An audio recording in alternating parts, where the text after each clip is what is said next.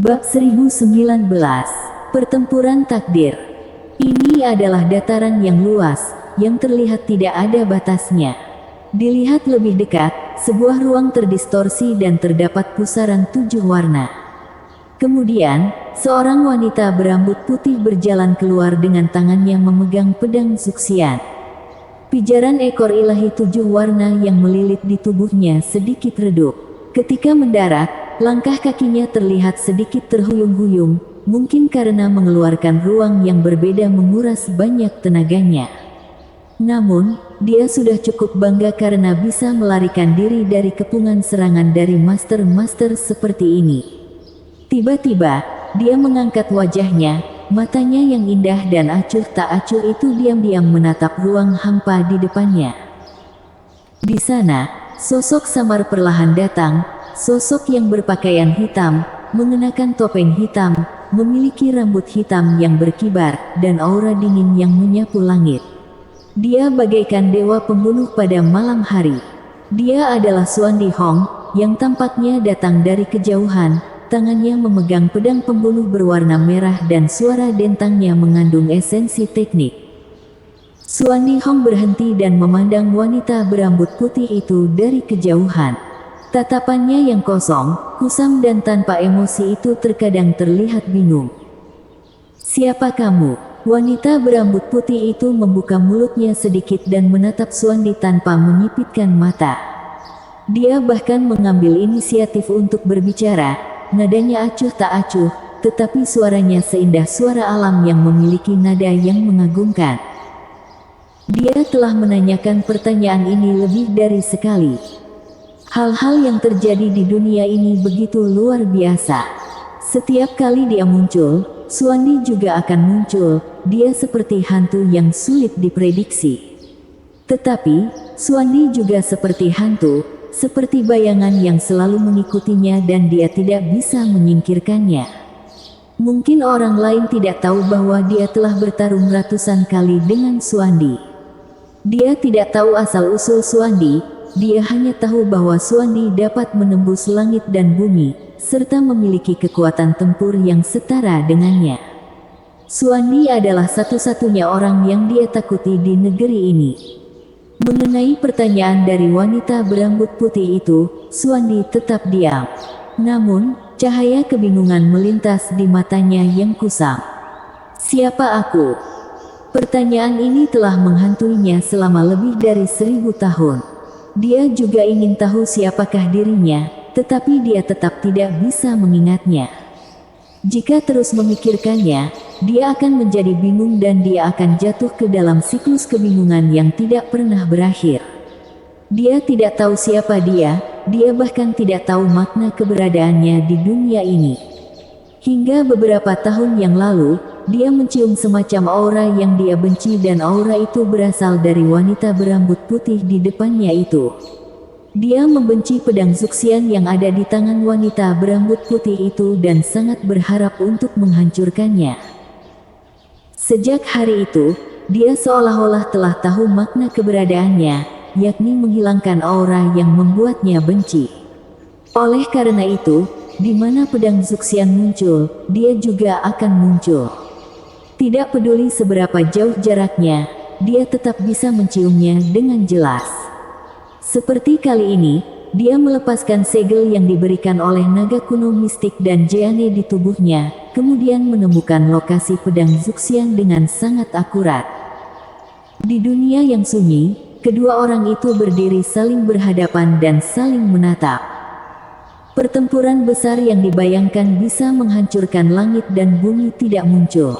Kedua orang itu seperti patung batu, mereka sama sekali tidak bergerak.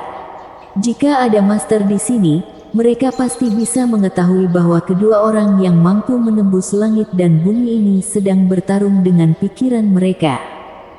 Brak, brak. Dengan cepat, terdengar suara guntur yang muncul secara aneh dan seluruh dunia berada dalam kekacauan. Meskipun kedua orang itu sedang bertarung dengan menggunakan pikiran, tekanan yang kuat dan aura peperangan menyebabkan dunia ini retak sedikit demi sedikit. Awan hitam menutupi langit dan terjadi guntur, yang seperti adegan mengerikan pada awal zaman Chaos. Di arah timur laut, di ribuan mil jauhnya, Jeanne dan naga kuno mistik melintasi langit ilusi bagaikan dua berkas cahaya ilahi. Di arah timur laut, Kaisar Pisau dan Raja Ouyang juga melintasi langit bagaikan dua berkas pelangi ilahi tiada taranya. Di belakang mereka, pasukan istana surgawi memenuhi dunia, mereka bagaikan bintang-bintang yang bersinar terang di langit berbintang yang mempesona. Harley yang sedang terbang di langit ilusi yang lain juga merasakan tindakan mereka, dia juga terbang bagaikan seberkas cahaya keemasan. Mereka telah keluar dari ruang yang berbeda dan ilusi, namun jatuh di tempat yang berbeda. Raja Ouyang bersama dengan Kaisar Pisau, Jeanne bersama dengan naga kuno mistik, hanya Harley yang seorang diri. Untungnya, dia tidak terluka. Brak, brak. Di atas daratan yang memiliki banyak celah itu, gemuruh yang menggelegar berangsur-angsur hilang. Dunia jatuh dalam keheningan seiring dengan menghilangnya gemuruh itu. Puff, puff. Di detik berikutnya, wanita berambut putih dan Xuandi memuntahkan darah. Seperti pertarungan di lembah Yunruo, mata kanan yang merupakan mata keabadian Xuandi mengeluarkan darah dan pedang Zuxian juga mengeluarkan darah. Kedua orang ini tampak dalam kondisi buruk, cahaya ilahi di seluruh tubuh mereka juga menjadi redup, sepertinya mereka terluka parah dari pertarungan antar pikiran. Setelah pertempuran takdir yang tak terhitung jumlahnya, mereka bersaing ketat lagi dan bertarung hingga kedua belah pihak terluka parah. Kreng.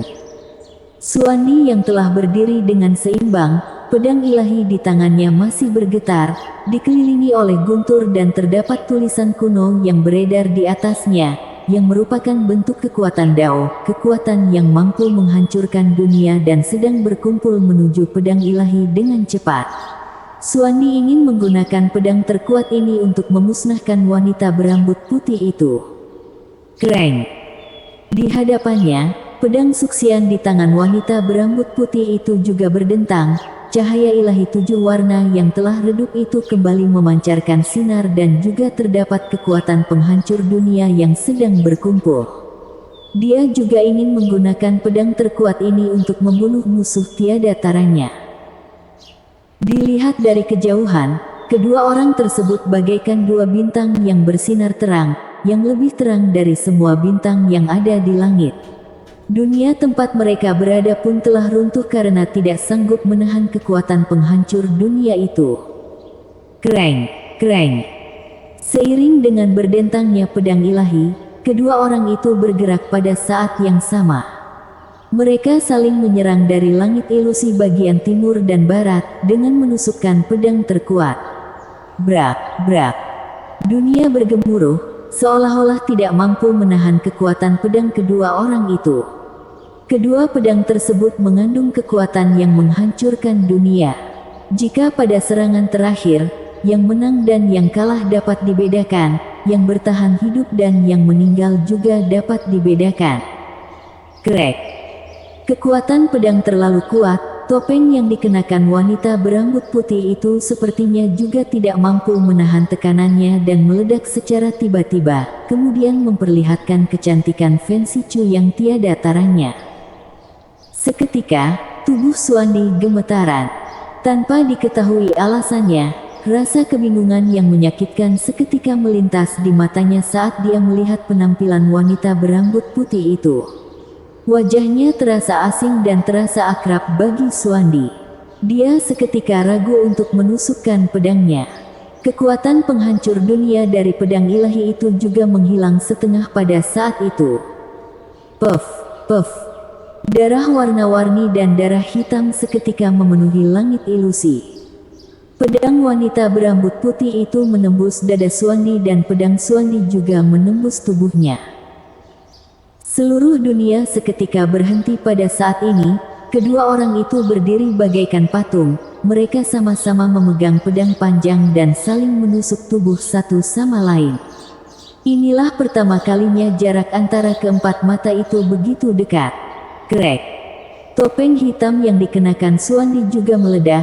Dia memperlihatkan wajahnya yang tua dan lelah itu, yang telah terukir penuh oleh jejak usia.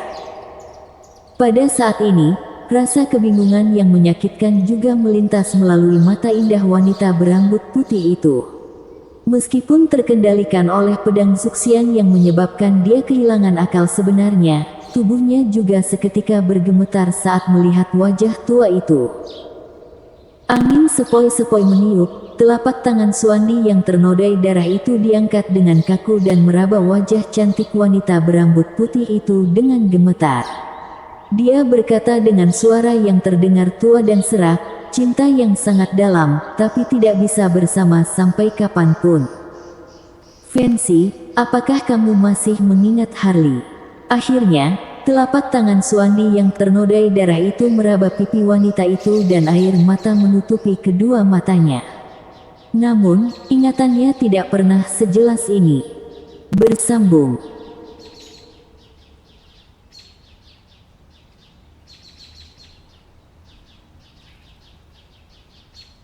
Bab 1020. Duka bagi Suandi Hong. Fancy, apakah kamu masih mengingat Harley? Telapak tangan Suandi yang ternodai darah meraba wajah cantik wanita berambut putih itu dengan lembut, dengan rasa kelembutan di dalam air matanya. Tubuh wanita berambut putih itu gemetaran, dia tidak menghindar, tetapi berdiri di sana dengan tatapan yang penuh dengan kebingungan. Meskipun sudah lama berlalu, kamu tetap begitu cantik. Senyuman Suandi muncul bersamaan dengan air mata dan suaranya juga terdengar serak. Setiap kata yang ia ucapkan sepertinya mengandung perubahan usia yang tiada habisnya. Tangan wanita berambut putih yang memegang pedang itu bergetar, ekspresinya juga menjadi semakin bimbang. Tanpa diketahui alasannya, dia seketika merasa sakit hati saat melihat mata Suandi yang penuh dengan air mata itu. Rasa sakit yang tidak dapat dijelaskan itu bahkan melampaui tusukan pedang dari Suandi dan dia sangat kesakitan. Kreng! Dentangan pedang Zuxian menghilangkan kebingungan di mata indahnya dan pikirannya sekali lagi dikendalikan sepenuhnya. Puff! Wanita berambut putih itu mengeluarkan pedang Zuxian, kemudian mundur selangkah ke belakang dan tidak bisa berdiri dengan seimbang. Dia juga terluka, yakni tubuhnya ditembus oleh serangan pedang Suandi. Meskipun kekuatan pedang Suandi tersebut hanya setengah dari kekuatan sebenarnya, itu juga sangat mengerikan. Jika pedang tersebut memiliki seluruh kekuatannya, itu cukup untuk membunuhnya. Brak! Di langit yang jauh, tiba-tiba terdengar suara ledakan dari langit ilusi, energi membunuh melonjak, master yang jumlahnya memenuhi langit langsung menyerang datang. Barisan tersebut sangat besar, bayangan manusia yang banyak itu memenuhi dan menekan dunia. Wanita berambut putih itu memuntahkan darah, dia melihat ke sekeliling langit ilusi dan mundur tanpa henti dengan terhuyung-huyung. Sembari mundur, dia berbalik badan dan terbang pergi bagaikan seberkas pelangi ilahi. Bagaimana mungkin dia yang sedang dalam kondisi lemah mampu mengalahkan master yang memenuhi langit itu? Fancy, Fancy, di belakangnya, Suandi berseru dengan langkah kakinya yang goyah, telapak tangannya yang ternodai darah juga menangkap ke arah kepergiannya. Dia ingin menahan bayangan yang ingin pergi itu. Namun, yang tertangkap hanyalah kabut. Angin sepoi-sepoi meniup, dia yang tidak dapat berdiri dengan seimbang akhirnya jatuh dan penglihatannya juga menjadi kabur. Bayangan yang telah pergi itu juga menjadi sangat kabur di bawah matanya yang penuh dengan air mata. Seh. Dengan cepat, seberkas bayangan berwarna emas dan bayangan berwarna ungu melintasi langit dengan kecepatan yang menakjubkan. Dilihat lebih dekat, mereka adalah naga kuno mistik dan Jeanne. Begitu mendarat, mereka langsung melihat Suandi yang tergeletak di tanah.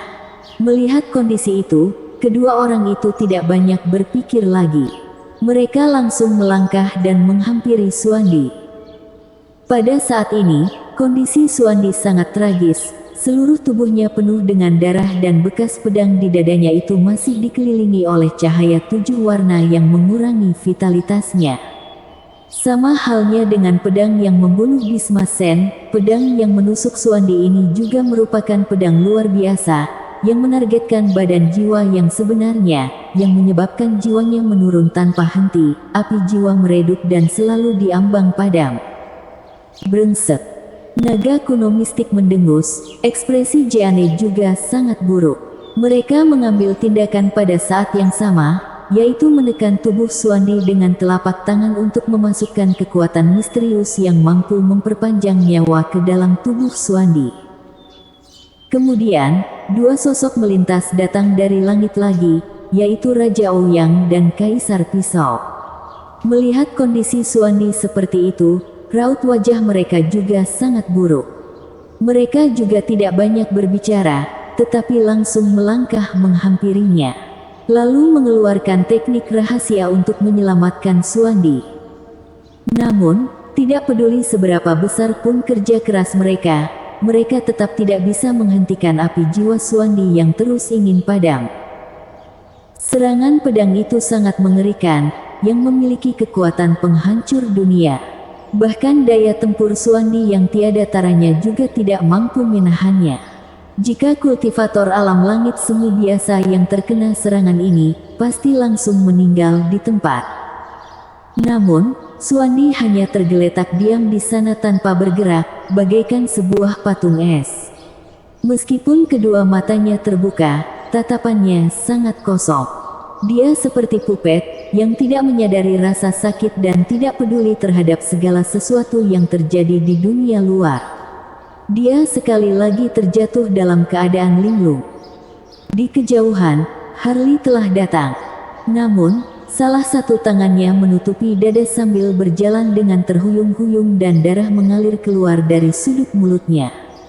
Beberapa saat yang lalu, ketika masih sedang terbang di langit, dia tiba-tiba merasakan sakit di bagian dadanya, seperti tertusuk oleh pedang.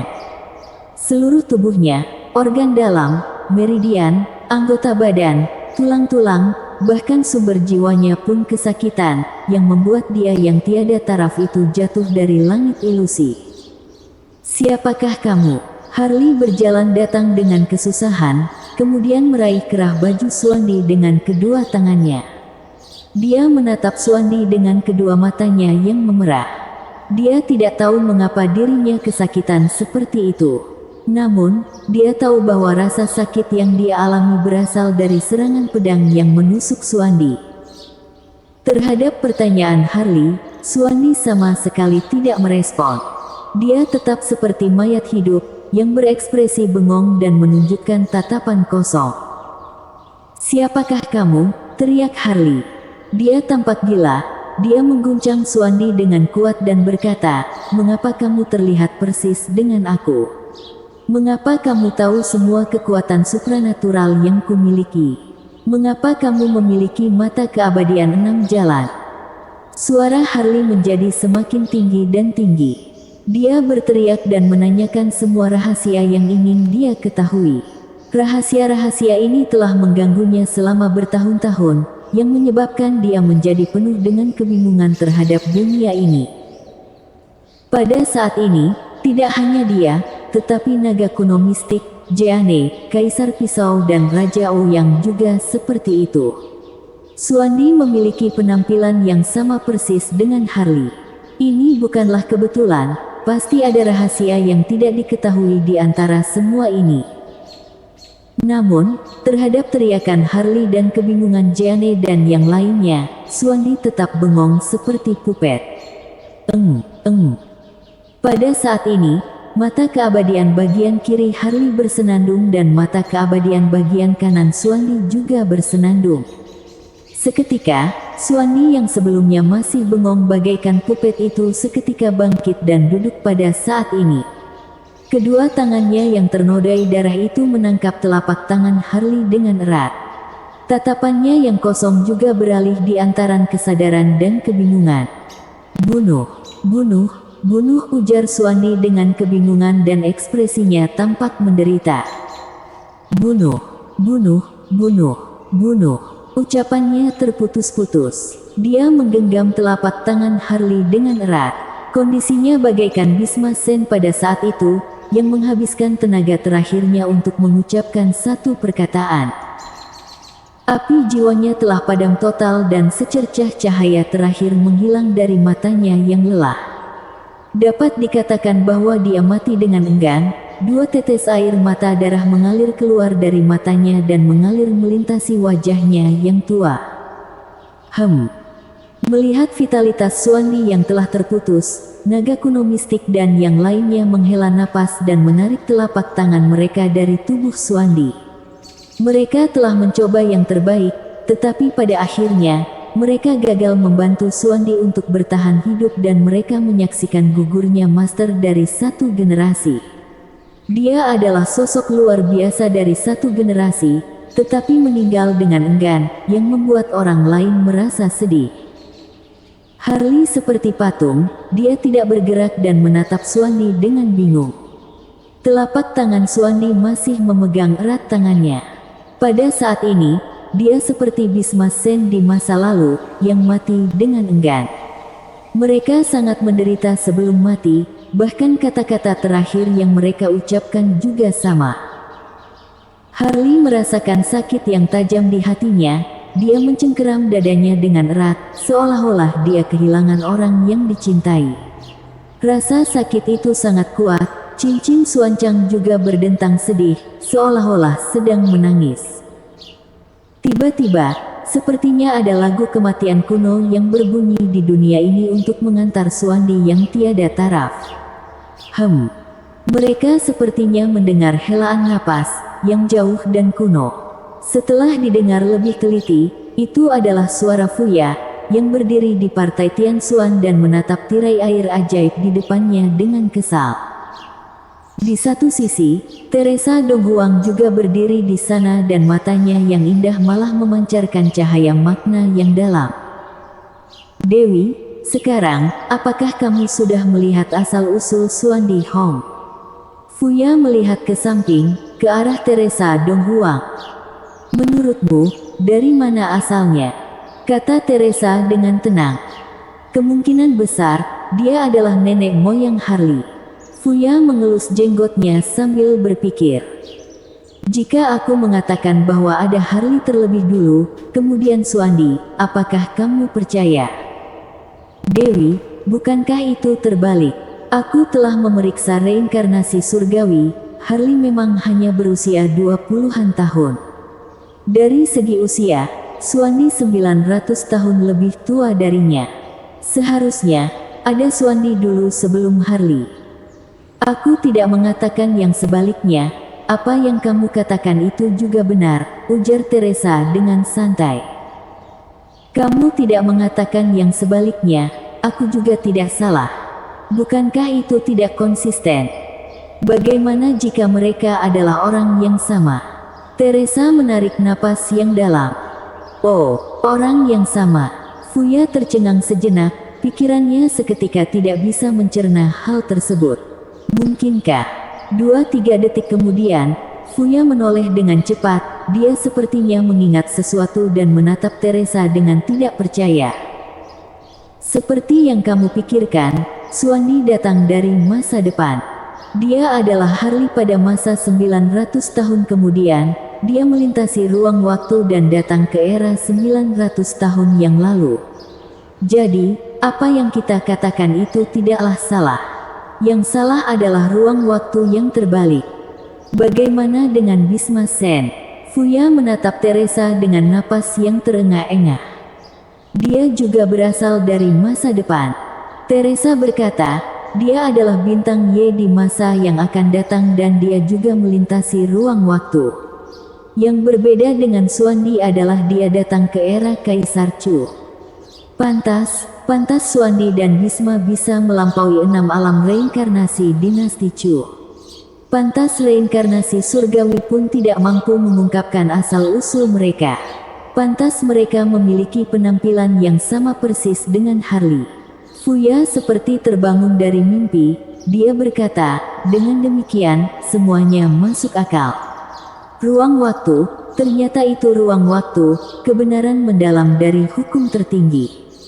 Bagaimana cara Harley dan Bintang Y, tubuh inkarnasinya di masa yang akan datang dapat melakukan itu? Mata keabadian 6 jalan. Ucapan Teresa ini memecahkan misteri. Dia berkata, jika apa yang kuperkirakan tidak salah, di masa yang akan datang, Harley pasti bisa mengumpulkan 2 mata keabadian 6 jalan. Selain itu, mata kiri mata keabadiannya juga mengaktifkan hukum ruang waktu. Mereka melintasi ruang waktu dengan mengorbankan mata kiri mata keabadiannya untuk dikuburkan. Inilah alasan mengapa Xuandi hanya memiliki mata keabadian kanan dan tidak memiliki mata keabadian kiri. Ternyata seperti itu, gumam Fuya. Dia sekali lagi melihat Teresa dan berkata, tapi, mengapa Bisma dan Xuandi tidak mengingat Harley dan Bintang? Selain itu, mereka juga sering kebingungan. Melintasi ruang waktu adalah tindakan yang menentang langit, yang melanggar hukum yang telah ditetapkan dan menyentuh kehendak tertentu. Jadi, ingatan mereka terhapus oleh ruang waktu. Mereka hanya sesekali dalam keadaan sadar untuk waktu yang sangat sedikit. Ternyata ini masalahnya. Fuya menarik napas dalam-dalam. Aku tidak mengerti, apa tujuan mereka datang ke era ini dengan melintasi ruang waktu yang harus berkorban dan menderita. Teresa menatap Xuandi yang telah meninggal itu dengan ekspresi kebingungan. Dia berkata, mungkinkah domain puluhan ribu surgawi akan mengalami perubahan drastis di masa depan? Bersambung.